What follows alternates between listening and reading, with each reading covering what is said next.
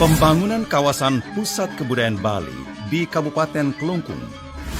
Di bawah kepemimpinan Gubernur dan Wakil Gubernur Bali, Wayan Koster dan Cho Oke Sukawati. Pembangunan Bali diselenggarakan dengan visi Nangun Sat Kerti Loke Bali melalui pola pembangunan semesta berencana menuju Bali era baru yang mengandung makna menjaga kesucian dan keharmonisan alam Bali beserta isinya untuk mewujudkan kehidupan krama Bali yang sejahtera dan bahagia, skala niskala, menuju kehidupan krama dan gumi Bali sesuai dengan prinsip Trisakti Bung Karno, berdaulat secara politik, berdikari secara ekonomi, dan berkepribadian dalam kebudayaan.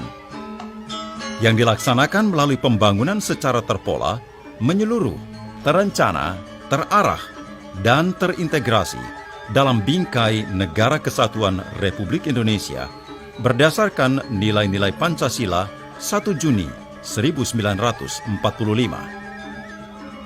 Visi menuju Bali era baru diwujudkan dengan menata secara fundamental dan komprehensif pembangunan Bali yang mencakup 3 aspek utama Jiniun Bali: alam, krama, dan kebudayaan Bali.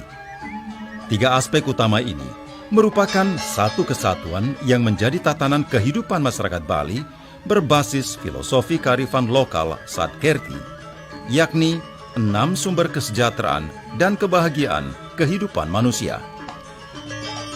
Salah satu program yang sangat penting dan strategis dalam visi Nangun Sat Kerti Loke Bali adalah memajukan kebudayaan Bali dengan membangun kawasan pusat kebudayaan Bali. Program ini telah dituangkan dalam Rencana Pembangunan Jangka Menengah Daerah Semesta Berencana Provinsi Bali tahun 2018 sampai 2023 dan Peraturan Daerah Provinsi Bali Nomor 4 Tahun 2020 tentang penguatan dan pemajuan kebudayaan Bali. Pusat Kebudayaan Bali merupakan penanda kebangkitan kembali puncak peradaban dan keadapan budaya Bali. Bali sebagai Padma Buana atau pusat peradaban dunia. Secara historis, jejak keemasan peradaban kebudayaan Bali pernah dicapai pada era Kerajaan Gel-Gel di Kabupaten Kelungkung di bawah pemerintahan Raja Dalem Batu Renggong Wijaya Kresna Kepakisan pada abad ke-16. Luasan lokasi pembangunan kawasan pusat kebudayaan Bali mencapai 334 hektar yang sebagian besar milik masyarakat di Desa Gel-Gel, Desa Gunakse, Desa Tangkas, Desa Jumpai, dan Desa Sampalan Kelod, yang merupakan hamparan bekas aliran lahar dari letusan Gunung Agung tahun 1963. Sejak lama hamparan ini dieksploitasi sebagai sumber galian C, sehingga kondisi fisiknya menjadi rusak parah, tergenang air, terbengkelai, dan tidak produktif, serta tidak ada lagi batas kepemilikan yang jelas. Sebelum hancur karena aliran lahar Gunung Agung, kawasan ini merupakan lahan sawah yang subur. Lokasinya sangat indah dengan pemandangan Nyegara Gunung, latar belakang Gunung Agung, berada di pinggir pantai, menghadap ke Pulau Nusa Penida, berada di jalur utama bypass dari Denpasar menuju Kabupaten Karangasem.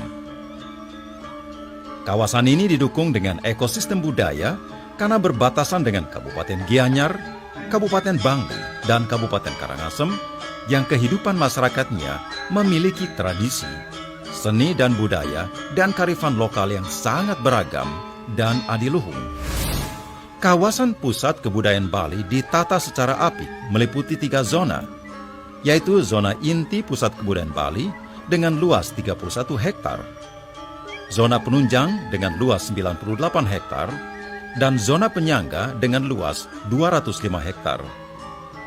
Kawasan ditata dengan menerapkan filosofi kearifan lokal Sat Kerti yang terdiri dari penyucian jiwa atau Atma Kerti, penyucian laut atau Segara Kerti, penyucian sumber air atau Danu Kerti, penyucian tumbuh-tumbuhan atau Wana Kerti, penyucian manusia atau Jana Kerti, dan penyucian alam semesta atau Jagat Kerti. Dalam zona inti Pusat Kebudayaan Bali dibangun 15 fasilitas pentas seni untuk seni tradisi dan seni modern.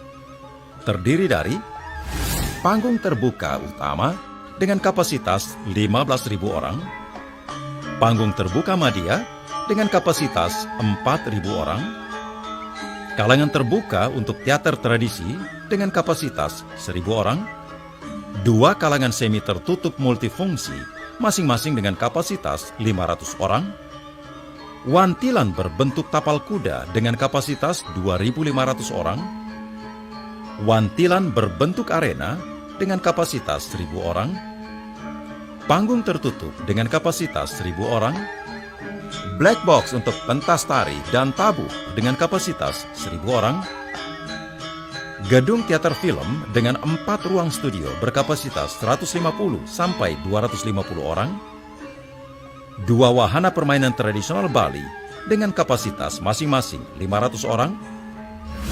Bali memiliki warisan budaya yang sangat kaya dan unik sejak era Bali kuno sampai era berikutnya yang diwadahi dalam zona inti dengan 12 museum tematik.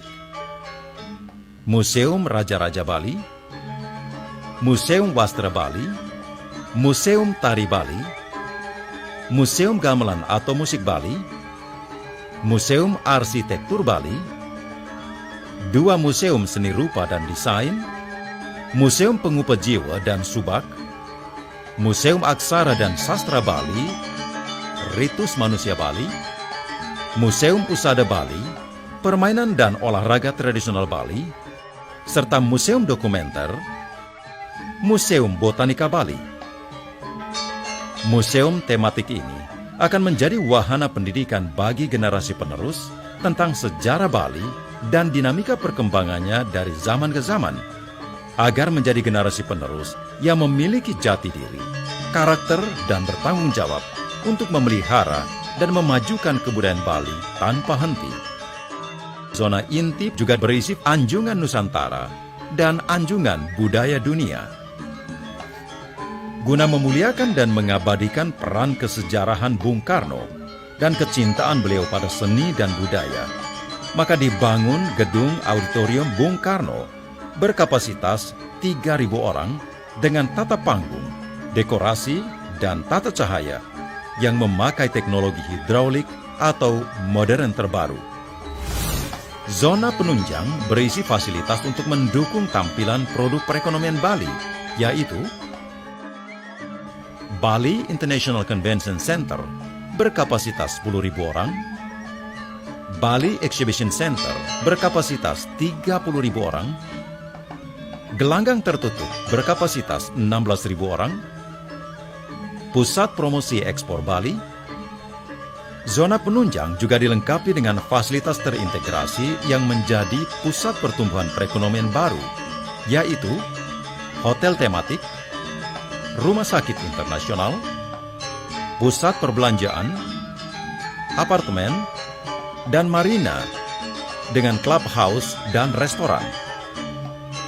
Kawasan ini menjadi sangat keren karena dilengkapi dengan zona penyangga yang terdiri dari waduk buatan untuk menampung dan penyediaan air bersih, sungai buatan untuk mengarahkan penyebaran aliran Tukat Unda menjadi atraksi wisata air, pelabuhan marina untuk kapal-kapal yacht, hutan wisata, dan taman rekreasi ekologis.